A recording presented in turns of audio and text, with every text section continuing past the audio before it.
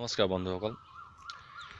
আজি মীন পালনৰ লগত সমন্বিত হাঁহ পালনৰ বিষয়ে আমি কথা পাতিম। আহক এতিয়া ভিডিঅ'টো আৰম্ভ কৰোঁ। এতিয়া আজি পিছে খুব গৰম নহয়নে? মই এইফালে প্ৰথমতে দেখাই ল'ব বিচাৰিছোঁ, এয়া এটা পুখুৰী, মোৰ পুখুৰী, আৰু এইফালে মই এবাৰ এনেই পৰিৱেশটো দেখাই ল'ব বিচাৰিছোঁ।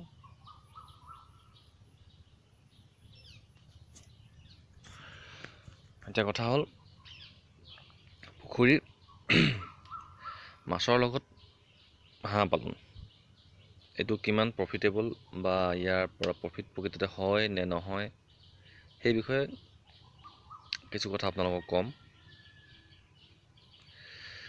মীন পালনটো হৈছে খেতিৰ ভিতৰত সকলোতকৈ ইজি প্ৰচেছ। ইজি বুলি ক'বলৈ গ'লে মীন পালনেই অলপ ইজি।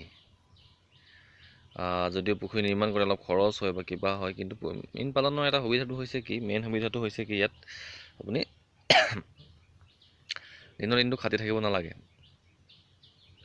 ৰাতিপুৱা এবাৰ, গধূলি সন্ধিয়া এবাৰ দানা দিলে বছ, মাছ মাৰিলে, ভাল জাতৰ পোনা মাৰিলে।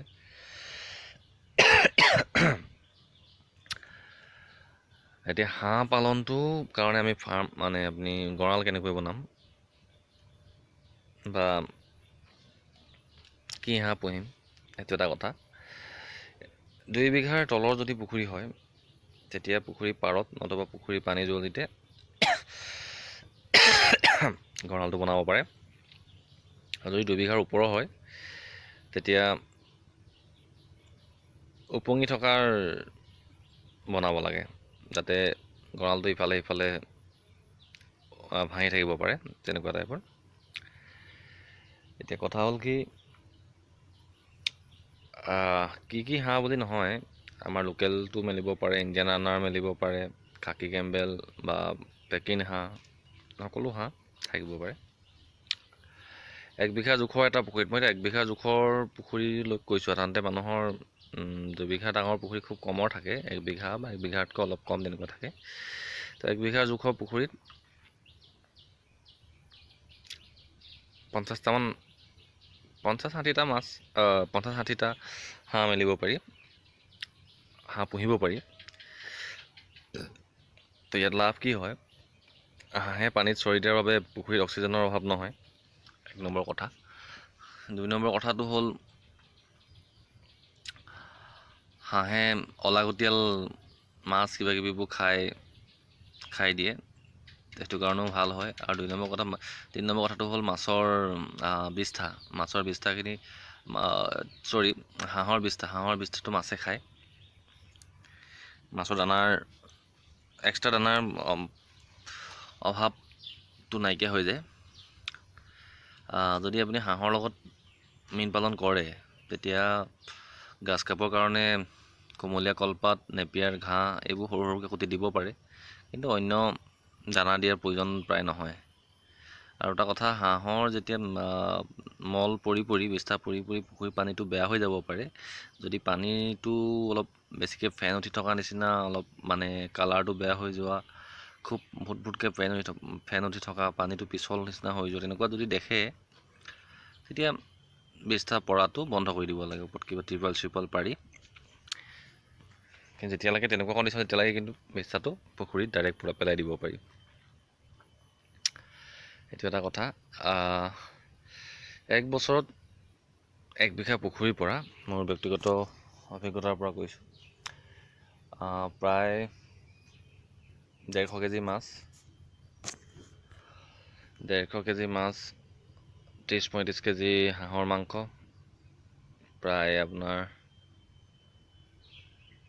3000-3500 মান হাঁহৰ কণী পাব পাৰি, ভালকৈ কৰিলে। যদি ভালকৈ অংক কৰি চাই, যথেষ্ট লাভ আছে। 1 বিঘা মাটি আপুনি ধান খেতি কৰি বা অন্যান্য খেতি কৰি ইমানটো প্ৰফিট কেতিয়াও নাপায়। 150 বিঘা যদি 150 কেজি মাছ যদি আমি হ'লচেল 150 টকাকৈ ধৰোঁ, তেতিয়াও যথেষ্ট পইচা হয়। কণী 5 টকাকৈ ধৰিলেও বহুত পইচা হয়। ইফালে আপোনাৰ হাঁহৰ মাংসটো আমি কেজি 250মানকৈ ধৰিলেও যথেষ্ট পইচা হয়। গতিকে এইটো বিষয়ে কৰিব পাৰি। আমি এতিয়া অৱশ্য এতিয়া হাঁহৰ গঁৰালটো আপুনি নিশ্চয় দেখাব পাৰিম।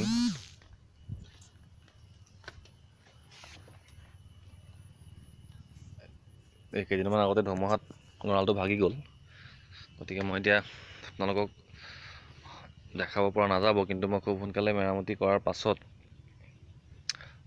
কিছুদিনৰ ভিতৰতে আপোনালোকক ভালকৈ এটা ভিডিঅ' বনাই আপলোড দিম। আৰু এই বিষয়ে মাছৰ বিষয়ে কিবা জানিবলগীয়া থাকিলে মোক কমেণ্ট কৰিব পাৰে, মেছেজ কৰিব পাৰে। এইবাৰ মই একেলেঠাৰি মীন পালনৰ ওপৰত কিছুমান ভিডিঅ' বনাম বুলি ভাবিছোঁ, বা অন্যান্য কিছুমান ভিডিঅ' যদি চাব বিচাৰে মই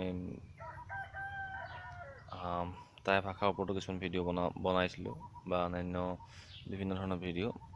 যদি চেনেলটো কেনেকুৱা ধৰণৰ ভিডিঅ' চাব বিচাৰে মোৰ চেনেলটোত আপোনালোকে কমেণ্ট কৰিব, ছাবস্ক্ৰাইব কৰিব, শ্বেয়াৰ কৰিব। ধন্যবাদ।